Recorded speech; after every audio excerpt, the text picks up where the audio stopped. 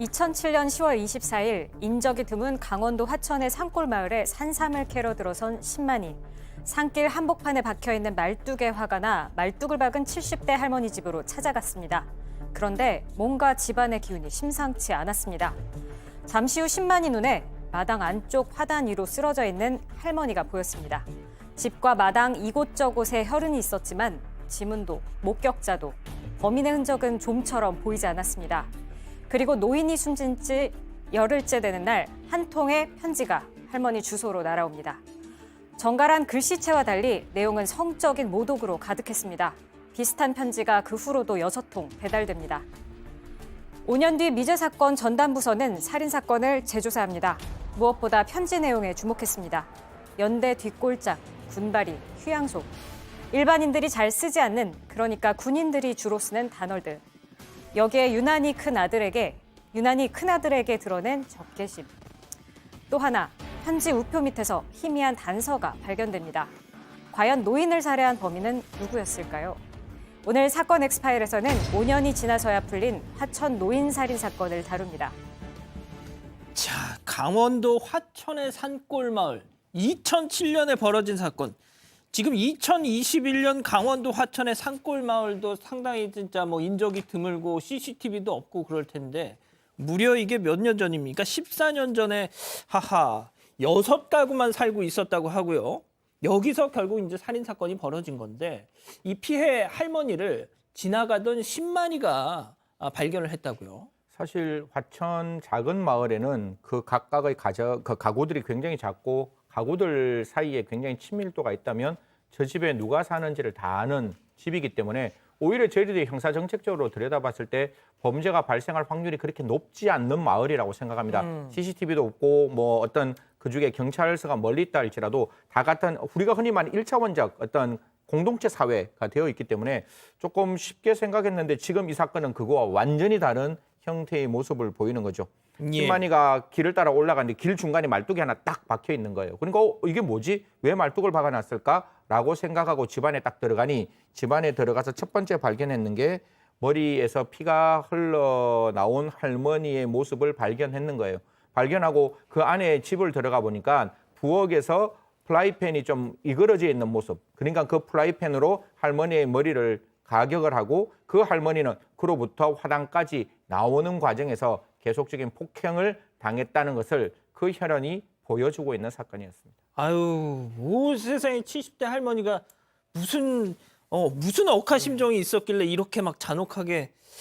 자, 그런데 이 사건에서 물 이렇다 할 뭐 증거도 없었다면서요? 네, 싱크대 안에서 이 커피잔이랑 커피 믹스 봉지 발견됐는데 피해자의 지문만 채취가 됐었고, 피해자의 지문? 네, 피해자 노인분의 그 지문만 나왔었고 또 모발 이렇게 손에 쥐고 있던 모발이 있었는데 이것도 피해자 본인의 것이었습니다. 그러니까 뭐 네. 서로 이렇게 실랑이를 하는 와중에 이 범인의 머리를 이렇게 한 게 아니라 네, 자기 머리카락을 이렇게 아파서 고통 때문에 잡고 있었던 걸로 지금 추정이 되고 있고 또 바닥에 혈흔이 굉장히 많이 떨어져 있었는데 이것도 전부 다 피해자 거였습니다. 그렇군요.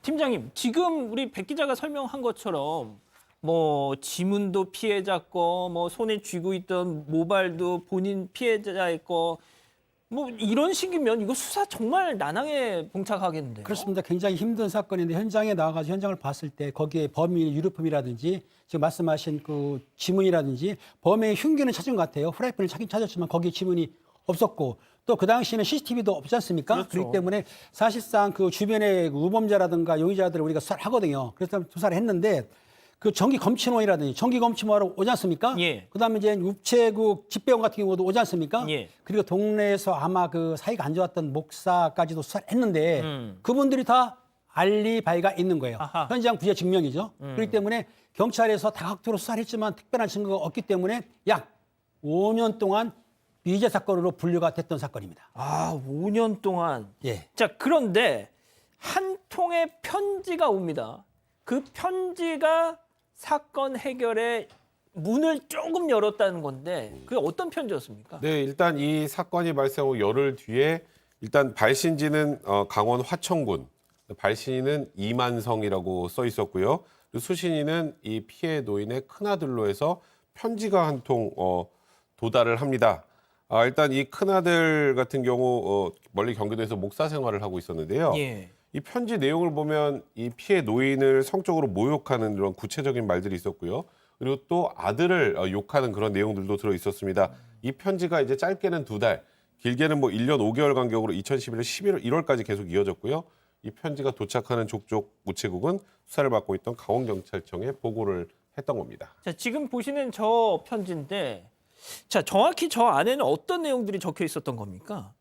네, 일단은 첫 번째 단서가 2008년에 보낸 세 번째 편지, 그러니까 전부 7통이 왔었는데 세 번째 편지에서 단서가 나왔습니다. 이게 우표 뒷부분에서 나왔는데 그게 아무래도 침을 바르다가 여기서 이제 좀 나온 게 아닌가 싶습니다. 우표를 붙이기 위해서 자기 침을 발랐다. 네, 근데 그 전까지만 해도 이제 지문도 없었고 아무것도 없었는데 여기서 조금 일부가 나와서 이게 굉장히 사건의 실마리가 됐었고 또 무엇보다도 내용에 군대 용어가 굉장히 많았다고 해요. 그래서 뭐 군발이라든지 뭐 연대 뒤 골짜기라든지 이런 은어로 봤을 때 이게 군 생활을 좀 해본 사람이 아니냐 이런 생각이 좀 있었던 것 같고 또 이거를 알아보기 위해서 경찰이 큰아들에 대한 이제 원한에 섞인 그런 말투가 굉장히 많았기 때문에 예. 큰아들에게 혹시 원한 살 만한 사람이 없었냐 과거긴 하지만 조금 다시 한번 생각해 봐라 해서 지금 피해자 아들 보면은 과거 군대에 있을 때 사이 안 좋은 사람이 그러고 보니 한 명이 생각이 났다 이렇게 진술을 하게 됩니다.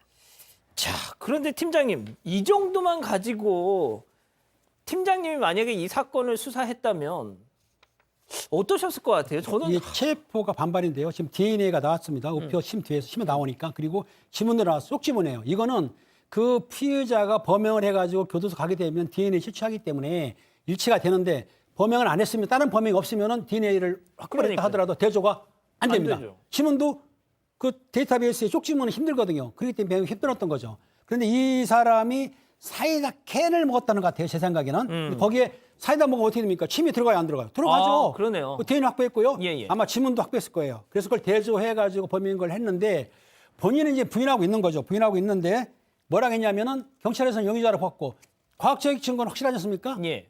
이 피해자는 뭐라 했냐면 프라이팬으로 때리긴 했다. 하지만 죽이진 않았다. 바꿔서 말하는 거죠. 그렇다 하더라도 경찰에서 볼 때에는 DNA 확보되어 있고 피해자 진술이 부인하더라도 프라이팬도 아마 확보를 했으기 때문에 살인죄로 기소를 할 수가 있는 거죠. 예. 자, 그러니까 내용을 정리하면 승희 의원님 이겁니다. 이 편지를 보냈던 사람, 그러니까 이 노인, 피해자의 아들에게 원한이 있었던 것 같아요. 그래서 뭐 군대에서 쓰던 용어를 막 이렇게 하면서 군발이 어쩌고 저쩌고 이러면서 했다는 건데, 아니 그렇다면 뭐 이런 말은 좀 그렇지만 아무튼 화풀이를 하려면 그 아들한테 했었어야지 왜 그 어머니를 저렇게 했냐.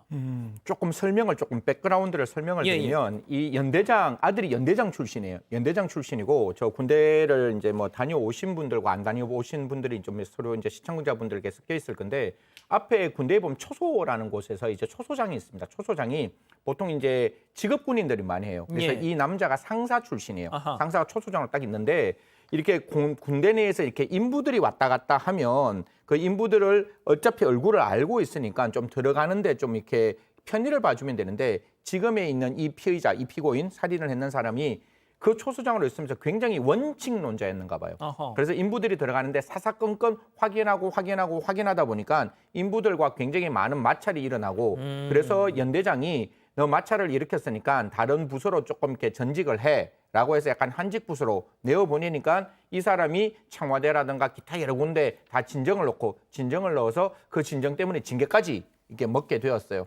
그리고 이제 군대를 나오고 난 다음에 여러 가지 수소문을 해보니까 이 어머니 집은 알게 되는 거예요. 아, 그러니까 연대장의 어머니. 예, 지금 할머니. 어. 이 할머니 집을 알게 되고 할머니를 찾아갔어요. 어. 찾아가서 제일 처음에 제가 아드님하고 같이 근무했던 누구누구입니다. 라고 하니까 할머니가 그래. 반갑죠. 반갑해서 밥까지 다 해주는 과정에 이제 아들에 대해서 험담을 하니까 할머니께서는 자기 아들 험담하니까 얼마나 기분이 나빴겠어요. 아니 아들이랑 같이 일했다 그래서 반갑네 하고 불렀는데 막 갑자기 욕을 해. 아들이 계속 그러니까 할머니도 화가 나니까 할머니도 어느 정도 이렇게 감정 대립이 있었겠죠. 그랬겠죠. 거기서 이제 이 할머니를 사망에 이르게 만들었고 그러면 왜 이 편지를 이렇게 썼느냐 하니까 그렇죠. 그 편지도 하는 게 왼손으로 썼대요. 왼손으로 쓰고 일부러 맞춤법도 틀리게 만들면서 그 편지를 적었는데 그 이유가 뭔가 하면 이렇게 아들 이름으로 편지가 나가면 아들의 위치를 결국 알 수 있지 않겠느냐. 그래서 결국 아들을 찾기 위해서 이러한 어떤 편지를 썼고 수사의 혼선을 일으키기 위해서 편지를 썼다라고 이야기를 했습니다. 아, 야, 아니 그러니까 아들에 대한 원한을 그러니까 애꿎은 어머니한테 푼 셈이 된 겁니다.